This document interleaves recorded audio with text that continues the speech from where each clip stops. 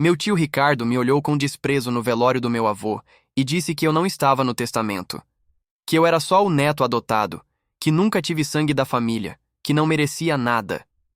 Toda a família riu quando ele anunciou que ficaria com a fazenda, a empresa e os 2 milhões em contas bancárias.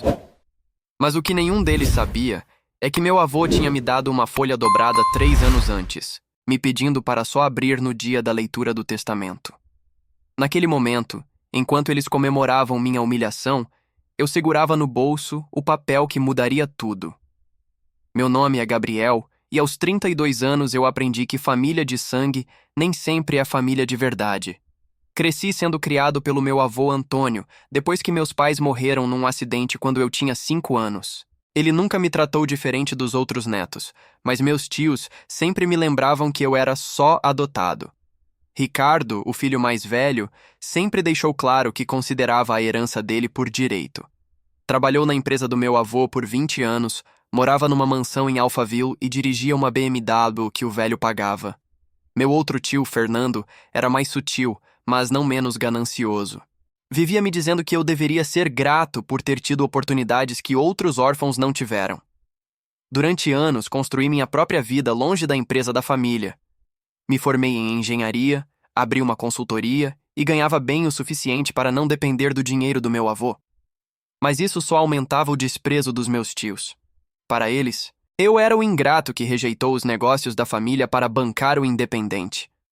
Eles não entendiam que eu preferia construir meu próprio império a viver das migalhas da aprovação alheia. Meu avô, no entanto, sempre demonstrou orgulho das minhas conquistas. Dizia que eu tinha o gene do empreendedor, mesmo não sendo de sangue. Era uma das poucas pessoas que realmente acreditava no meu potencial. A saúde do meu avô começou a deteriorar no ano passado. Ele estava com 85 anos e o coração já não aguentava mais o ritmo. Durante uma visita ao hospital, ele me chamou para conversar em particular. Foi quando me entregou aquela folha dobrada, selada com lacre vermelho. Disse que era para eu guardar bem guardado e só abrir no dia da leitura do testamento, não importasse o que acontecesse antes. Seus olhos estavam sérios quando ele falou que confiança era a moeda mais valiosa do mundo e que ele sempre soube em quem investir. Não entendi completamente na época, mas guardei o papel num cofre no meu apartamento. O velório foi um teatro de hipocrisia. Ricardo chegou com a família toda de preto, lágrimas estudadas escorrendo pelo rosto enquanto recebia pêsames como se fosse o herdeiro oficial. Fernando organizou a cerimônia inteira, se comportando como o responsável pelos bens e decidindo quem poderia falar e quem não. Eles mal me dirigiram a palavra durante todo o evento. Quando alguém me perguntava sobre a herança, eles respondiam por mim, dizendo que, infelizmente, Gabriel não era herdeiro direto e que essas coisas eram complicadas. A humilhação era calculada e pública. Queriam que todos soubessem que eu estava fora, que nunca fui realmente parte da família. Se você já foi subestimado, se já te disseram que você não era suficiente, se inscreva neste canal. Aqui compartilhamos histórias de homens que mudaram as regras do jogo. A semana entre o velório e a leitura do testamento foi uma demonstração de poder dos meus tios. Ricardo já estava se comportando como o novo patriarca da família, convocando reuniões para organizar os negócios e falando sobre modernizar a empresa. Fernando cuidava da parte burocrática, entrando em contato com advogados e contadores para facilitar a transição. Eles nem se deram ao trabalho de me avisar sobre essas reuniões. Eu soube por acaso, quando uma prima comentou no WhatsApp da família que seria melhor assim mesmo, já que algumas pessoas não entendiam de negócios.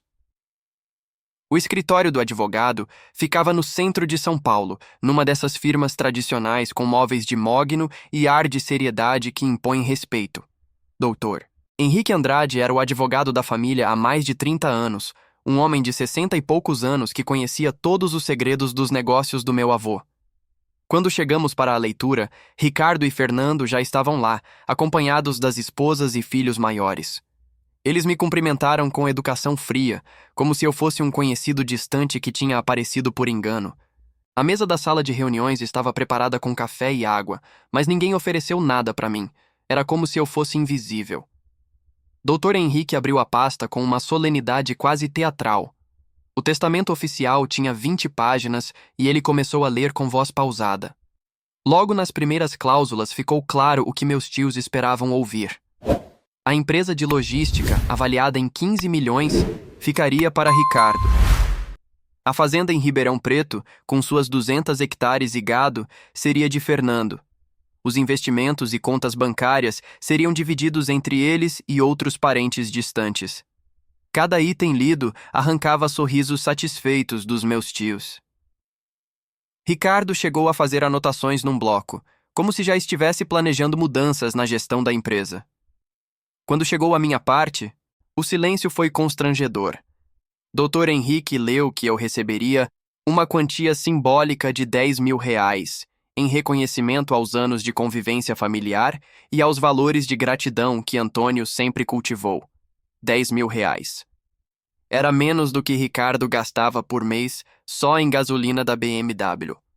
O insulto foi calculado e cruel. Não era apenas sobre o dinheiro, era sobre o lugar que eu ocupava na hierarquia familiar. Era a confirmação oficial de que eu sempre fui o intruso tolerado, nunca o herdeiro reconhecido. Fernando pigarreou e disse que, pelo menos, seria suficiente para começar uma poupança. A humilhação estava completa. Durante toda a leitura, eu fiquei calado, segurando a folha dobrada no bolso interno do paletó. Sentia o papel através do tecido e isso me dava uma calma estranha. Meus tios interpretaram minha tranquilidade como resignação. Achavam que eu tinha finalmente aceito meu lugar na família, que tinha entendido que nunca fui igual a eles. Ricardo até se aproximou de mim no final e disse que se eu quisesse, poderia trabalhar na empresa como funcionário, para não ficar desamparado. A oferta soou como caridade, como se ele estivesse fazendo um favor imenso ao pobre parente adotado. Mas Dr. Henrique não tinha terminado. Ele pegou outro envelope, menor, lacrado com cera vermelha. Disse que havia uma cláusula especial, uma carta que o Sr. Antônio havia deixado para ser lida apenas após o testamento principal. Meus tios se entreolharam, curiosos, mas não preocupados. Afinal, o que mais poderia haver? Eles já tinham recebido tudo o que importava. O advogado abriu o envelope e começou a ler.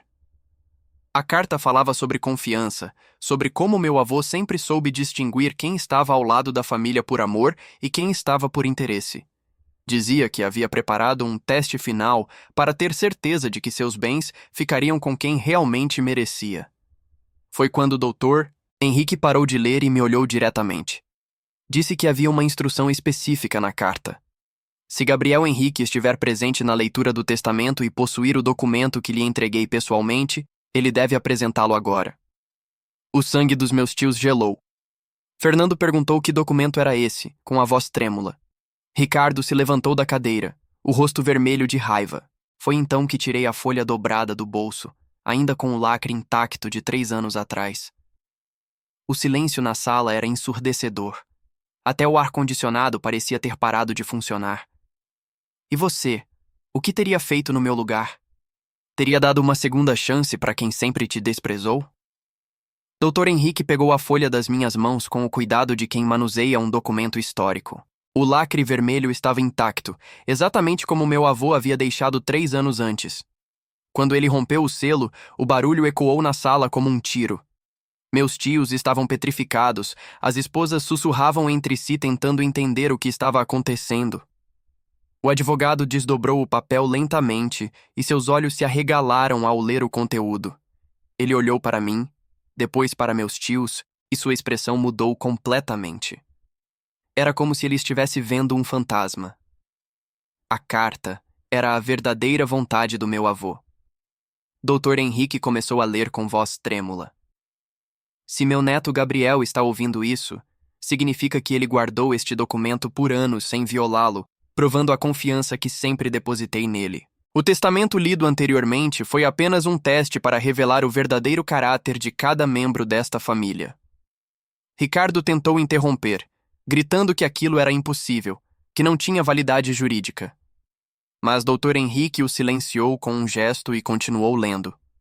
A verdadeira herança estava toda ali, detalhada em 3 páginas escritas de próprio punho pelo meu avô. A empresa de logística não ficaria para Ricardo, ficaria para mim, junto com todas as suas filiais e contratos. A fazenda em Ribeirão Preto, que Fernando já estava mentalmente administrando, também seria minha. Os 15 milhões em investimentos e contas bancárias que eles contavam para dividir? Tudo meu. Mas não era só isso. Havia algo que nem eu sabia. Meu avô possuía ações de uma mineradora em Minas Gerais que valia outros 20 milhões. Ao total, eu estava herdando um patrimônio de mais de 50 milhões de reais. 50 milhões. Era mais dinheiro do que meus tios veriam na vida inteira, mesmo somando tudo que eles achavam que iam receber. A reação foi explosiva. Ricardo se levantou da cadeira com tanta força que ela caiu para trás. Começou a berrar que aquilo era uma farsa, que meu avô estava senil nos últimos anos, que eu tinha manipulado um velho doente. Fernando tentou ser mais estratégico, questionando a validade legal do documento, exigindo perícias caligráficas, falando em contestar tudo na justiça. Mas Dr. Henrique foi claro. Tudo havia sido preparado dentro da mais absoluta legalidade. Havia testemunhas, reconhecimento em cartório, todos os trâmites necessários. O documento que eu carregava há 3 anos era uma espécie de chave que ativava o testamento verdadeiro. As esposas dos meus tios entraram em pânico. A mulher do Ricardo começou a chorar, falando sobre as prestações da mansão em Alphaville, sobre a escola particular dos filhos, sobre o padrão de vida que eles não conseguiriam manter. A esposa do Fernando ligou para o celular na mesma hora, provavelmente cancelando as viagens que já tinham planejado com o dinheiro da herança. Era patético ver como pessoas que se achavam superiores se desmoronavam quando o dinheiro saía de cena. Elas tinham construído suas vidas sobre a expectativa de uma herança que nunca foi real. Mas havia mais. A carta do meu avô explicava cada decisão. Ele tinha observado por anos como Ricardo tratava os funcionários da empresa, como Fernando falava pelas costas sobre os clientes, como ambos só apareciam quando precisavam de dinheiro. Ele sabia que eles me desprezavam por eu ter rejeitado trabalhar na empresa, mas entendia que isso mostrava independência e caráter. Gabriel construiu sua própria vida sem pedir nada, enquanto meus filhos construíram suas vidas pedindo tudo, dizia uma das frases mais devastadoras da carta. Dr. Henrique continuou lendo os últimos parágrafos. Meu avô deixava uma quantia para Ricardo e Fernando, sim, mas bem menor do que eles imaginavam. 100 mil reais para cada um com uma condição. O dinheiro só seria liberado se eles pedissem desculpas publicamente por como me trataram ao longo dos anos. Não era sobre o dinheiro, era sobre reconhecimento. Ele queria que eles admitissem que estavam errados, que eu sempre fui parte da família, que mereciam menos do que pensavam. A humilhação agora era deles. O silêncio que seguiu foi quebrado apenas pelo som dos saltos da esposa do Ricardo, batendo no chão enquanto ela andava nervosamente pela sala. Fernando tentou negociar, disse que sempre me respeitou, que foram só mal-entendidos de família. Ricardo estava vermelho de ódio, mas começou a perceber que não tinha saída. A fortuna que eles contavam estava nas minhas mãos, e eu nem sequer precisava dar satisfações sobre o que faria com ela. Se esta história está te fazendo sentir algo, se você acredita que há justiça no que está por vir, deixe seu like neste vídeo. Seu apoio mantém estas histórias vivas. Os dias que se seguiram à leitura do testamento foram uma lição de como o dinheiro revela o verdadeiro caráter das pessoas. Ricardo, que havia me tratado como intruso durante toda a vida, começou a me ligar todos os dias. As primeiras ligações eram agressivas, ameaçando processos judiciais e contestações. Mas conforme os advogados que ele consultou confirmavam a solidez do testamento, o tom mudou completamente. Ele começou a falar sobre mal-entendidos familiares e a importância de união nestes momentos difíceis. Era patético ver um homem de 50 anos implorando para alguém que ele sempre desprezou.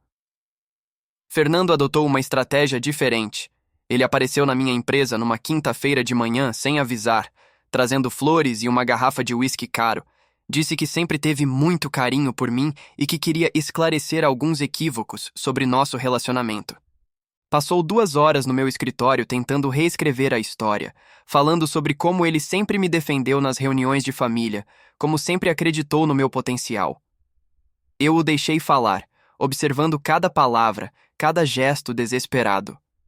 Era fascinante ver como uma pessoa podia mentir para si mesma quando o dinheiro estava em jogo. A situação financeira deles era mais delicada do que eu imaginava. Ricardo tinha financiado a mansão em Alphaville contando com a herança. O banco já estava cobrando prestações atrasadas e ele não conseguiria manter os pagamentos apenas com o salário da empresa. Fernando havia investido em um restaurante usando como garantia a expectativa da fazenda.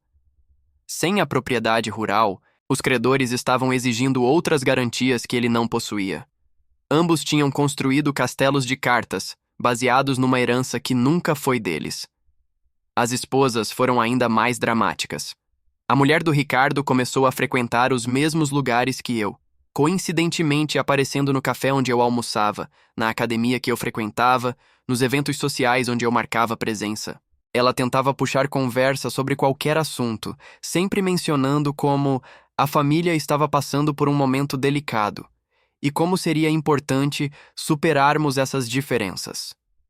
Era uma campanha de aproximação calculada e desesperada. Ela chegou ao ponto de levar os filhos para me encontrarem, por acaso, usando as crianças como ferramenta emocional. O mais interessante era observar como minha posição social mudou da noite para o dia. Pessoas que me ignoravam em eventos familiares agora faziam questão de cumprimentar com sorrisos largos. Primos distantes que nunca respondiam minhas mensagens começaram a me convidar para almoços e jantares. O grupo da família no WhatsApp, onde eu era sistematicamente ignorado, agora estava cheio de mensagens carinhosas direcionadas a mim. Era como se eu tivesse me tornado uma pessoa completamente diferente, apenas porque minha conta bancária havia mudado. A empresa que eu herdei era mais complexa do que imaginava. Além da logística principal, havia 3 filiais menores espalhadas pelo interior de São Paulo, contratos milionários com multinacionais e uma carteira de clientes que pagavam pontualmente há décadas. Ricardo havia administrado bem o lado operacional, mas descobri que ele desviava sistematicamente verbas para despesas pessoais. Carros da empresa eram usados pela família, viagens de negócios incluíam sempre as esposas, e vários fornecedores eram na verdade empresas fantasmas que direcionavam dinheiro para contas pessoais dele. Quando confrontei Ricardo sobre essas irregularidades, ele não negou. Apenas disse que sempre considerou aquilo como benefícios naturais de quem administrava os negócios e que meu avô sabia e nunca questionou. Era verdade que o velho nunca havia contestado abertamente, mas agora eu entendia por quê. Ele estava documentando tudo, reunindo provas para justificar suas decisões testamentárias. Cada desvio, cada abuso, cada desrespeito havia sido catalogado silenciosamente durante anos. A fazenda em Ribeirão Preto era uma descoberta ainda maior. Além dos 200 hectares de pasto e gado, havia uma área inexplorada onde pesquisas geológicas recentes indicavam a possibilidade de reservas minerais. Fernando sabia disso e havia planejado vender a área para mineradoras assim que herdasse a propriedade. Ele já tinha contratos preliminares assinados, aguardando apenas a transferência oficial da herança. Mais uma prova de que meus tios viam a herança apenas como fonte de lucro rápido, não como patrimônio familiar a ser preservado. A decisão que mudou tudo veio numa manhã de sexta-feira, 3 semanas após a leitura do testamento. Ricardo e Fernando haviam marcado uma reunião comigo no escritório da empresa, supostamente para acertar os últimos detalhes da transição. Quando eles chegaram, vieram acompanhados de suas esposas e até mesmo de alguns filhos adultos. Era óbvio que pretendiam usar a pressão familiar para me convencer a ser generoso com eles. Ricardo começou um discurso preparado sobre tradição familiar, sobre como seria importante manter todos unidos, sobre como ele poderia continuar administrando a empresa enquanto eu cuidava dos aspectos mais estratégicos. Fernando complementou falando sobre a fazenda, sugerindo que ele poderia ficar responsável pela propriedade rural, já que tinha experiência com o setor agropecuário. Era impressionante como eles ainda tentavam manter o controle, mesmo depois de perder tudo oficialmente. Eles não conseguiam aceitar que o poder havia mudado de mãos definitivamente. A esposa do Ricardo chegou a chorar, falando sobre as dificuldades que as crianças estavam enfrentando na escola, sobre como era constrangedor para a família toda essa situação delicada. foi quando eu coloquei sobre a mesa os documentos que havia descoberto durante a auditoria da empresa. Extratos bancários mostrando os desvios sistemáticos, contratos fraudulentos, notas fiscais frias. 20 anos de apropriação indébita estavam ali, organizados cronologicamente. O valor total ultrapassava 2 milhões de reais. Ricardo ficou branco quando viu os papéis. Fernando tentou se justificar dizendo que eram práticas comuns na época e que nunca houve intenção de prejudicar a empresa. Mas os números não mentiam. Expliquei para eles que tinha duas opções. Poderia entregar toda a documentação para a Receita Federal e para o Ministério Público, transformando aquilo numa investigação criminal que destruiria suas reputações para sempre. Ou poderia oferecer uma alternativa mais civilizada.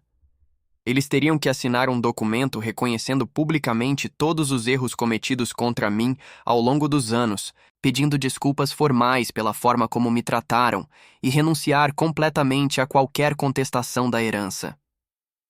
Em troca, eu não moveria nenhuma ação judicial contra eles.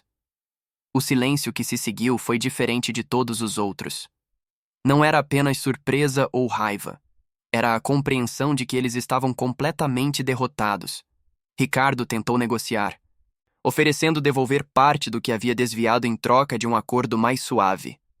Fernando sugeriu que poderíamos fazer tudo em família, sem documentos oficiais. Mas eu fui claro. Ou eles aceitavam minhas condições integralmente, ou eu seguiria com as investigações criminais. Não haveria meio termo. A assinatura do documento aconteceu numa terça-feira, no mesmo escritório onde tudo havia começado. Dr. Henrique preparou um texto detalhado, onde Ricardo e Fernando admitiam ter me tratado como cidadão de segunda classe durante toda a vida. Reconheciam que eu sempre fui um membro legítimo da família, e pediam perdão publicamente por todos os anos de discriminação e humilhação. Eles assinaram com lágrimas nos olhos, sabendo que aquele papel selava não apenas a perda da herança, mas também o fim de qualquer pretensão de superioridade que ainda nutriam. 3 meses depois, vendi a empresa de logística para um grupo multinacional por 22 milhões de reais. Mantive a fazenda e transformei parte dela num projeto de sustentabilidade que hoje emprega mais de 50 famílias da região. Os investimentos em mineração renderam além das expectativas mais otimistas. O patrimônio que herdei não apenas se manteve, mas triplicou em menos de um ano. Construí meu próprio império exatamente como sempre quis, sem depender de ninguém, sem dever favores, sem aceitar migalhas. Ricardo perdeu a mansão em Alphaville 6 meses depois. Hoje trabalha como gerente numa empresa de transportes, ganhando 1/3 do que recebia quando administrava nosso negócio familiar. Fernando fechou o restaurante e teve que vender o apartamento para quitar as dívidas. Eles aprenderam da pior forma possível que confiança, quando quebrada, tem um preço muito alto. Meu avô estava certo desde o início. Família não se define por sangue, mas por lealdade. Poder não se herda, se conquista. E justiça, mesmo que demore anos para chegar, sempre encontra seu caminho. Hoje, quando vejo meus tios em reuniões familiares esporádicas, eles me cumprimentam com o respeito que sempre recusei mendigar. Algumas lições só se aprendem quando é tarde demais para mudá-las. Se você chegou até aqui e se esta história te impactou, deixe um comentário contando o que você teria feito no meu lugar. Compartilhe este vídeo com alguém que precisa lembrar que o poder real não se dá de presente, se conquista. E se ainda não está inscrito, o que está esperando? Aqui tem mais histórias como esta.